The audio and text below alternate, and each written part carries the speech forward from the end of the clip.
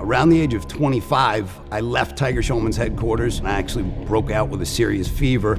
I went to the hospital and was diagnosed with pneumonia, and I stayed in the hospital for about 2 months. In that process, they couldn't figure out why I was continuing to have the pneumonia.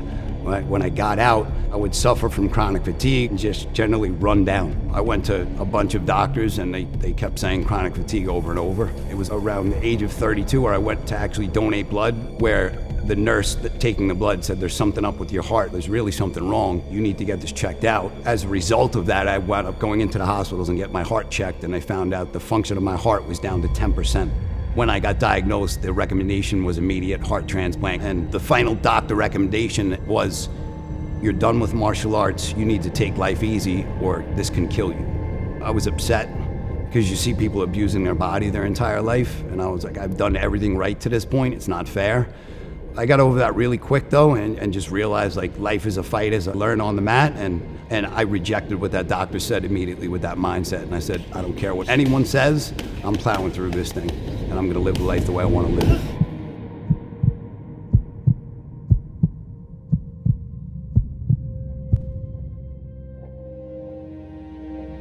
My first thing was to find a doctor that believed exercise along with proper treatment was the answer. I probably went through about 45 and every single one was the same answer. You can't do martial arts anymore. This is gonna lead to death or a heart transplant. It's over. And I was like, these are not the people I need in my corner. Not living the way I wanna live. To me, there's no purpose of living. Some people live to 100, some people live to 60. But the quality of life you have and honoring the life that you have and living the way you want, that is being alive, and a lot of people don't give themselves that honor. So working out is my life, training people, that's my life, and I wasn't gonna let anything stop me, even a heart pump or needing a new heart. If there was a doctor that told me I can't train anymore or I can't be teaching and exerting the kind of energy that I wanted to do, I'd walk out of their office. So about 6 months later, I found someone. About 37 years of age, I started feeling real fatigue, and it was one night I woke up and I just couldn't breathe, and I rushed myself to the hospital, and they found about 10 pounds of fluid in my heart and lungs, so my heart was in full failure. They said, now you definitely have to stay in the hospital. We're putting you on the heart transplant list at this point. Again, against the doctor's orders, I got out of the hospital and resumed my training, and I was able to push it off for a few more years.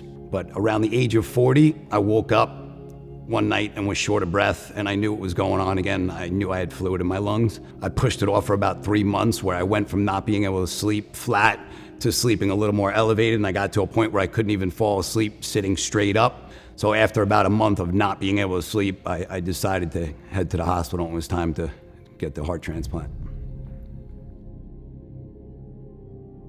When I went back in at that point, they no longer could just remove the fluid from my lungs. I had to be attached to tubes, and I was literally strapped to a bed for about 3 months, where I went in the hospital 180 pounds ripped and got down to about 135 pounds skin and bones. The next step was to do a surgery where they implant what is called a left ventricular assist device. What it is actually a device that wraps around your heart muscle to help it function and help it squeeze where my heart couldn't squeeze on its own any longer.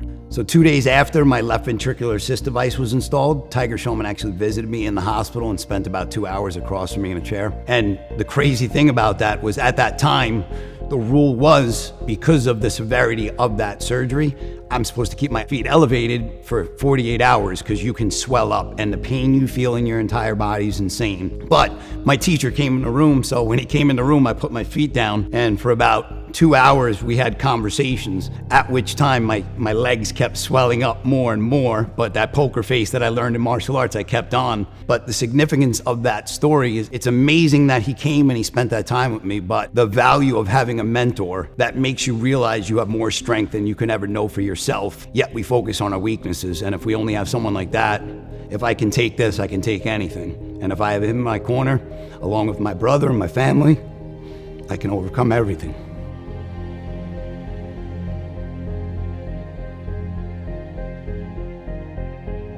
Once I received the left ventricular assist device, it was about 2 years for me to get a transplant. What I did in those 2 years was, just like a fighter prepares for a fight, is I got ready for that new heart too. The average person that gets that left ventricular assist device takes their medicine, sits in bed and watches Investigation Discovery. I made it my full-time mission to just exercise. I started walking, building up to a slow jog into a run, and then I would also periodically, in between hospital stays, show up to my headquarters to train. I just firmly believe to stay alive, I had to live the way I wanted to live. And being with the martial artists and the crew on this mat and my family of Tiger Showmans, that's what kept me alive. At the age of 41, I get the phone call, Mr. Curran, come to the hospital, you have a heart. I can't tell you what goes on in your mind when you know, after you've been through hell and back, that now you're gonna be in surgery where your heart is removed and you get someone else's heart implanted in you. So the emotions that I was going through was pretty dramatic and insane at that point. I would say the most amazing thing about it though is I was at such a feeling of peace. If I was to go, I was at peace because I gave it all I got. So I stayed in the hospital that night and actually just called my family and said, I love you guys. And it was time to just let go and trust in faith and know that I was coming out of it all right. When I woke up, the doctors told me it was a big success. After 2 weeks in the hospital, I was released. First thing I wanted to do is clear my head. So across from Columbia Hospital is actually the Hudson River. And I remember just walking across the street, thinking to myself, like, what's next? What are you gonna do now? In that moment, I look to my left and I see a paraplegic.